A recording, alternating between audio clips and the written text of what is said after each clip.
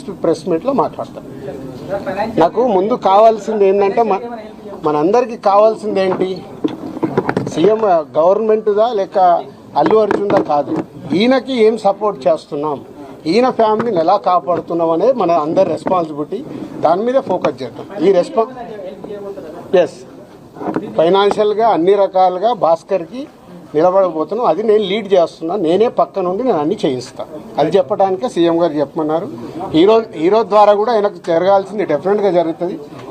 లాజికల్గా టెక్నికల్గా జరగాల్సిన అన్ని అయిపోయిన తర్వాత భాస్కర్కి అందరం పక్కన నిలబడి కాపాడుకునే బాధ్యత మాది. ఎందుకంటే ఇప్పుడు ఈరోజు బాబుకి అయ్యే ఎక్స్పెన్సెస్ కావచ్చు, పిల్లగాన్ని చదివియాలి, పాపం చదివియాలి, ఆయనకున్న చిన్న ఉద్యోగము, ఫ్యామిలీని కాపాడుకుంటూ ఆయన చేయాల్సిన బాధ్యత ఉంది. కాబట్టి ఆయనకు అందరం మేము అండగా నిలబడి చేస్తాం.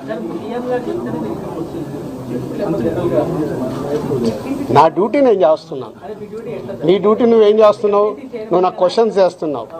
ఎఫ్డీసీ చైర్మన్గానే సీఎం గారు అక్కడి నుంచి చెప్పాల్సింది చెప్తున్నాను. సీఎం గారు చెప్పిందే చెప్తున్నాను. ఓకే.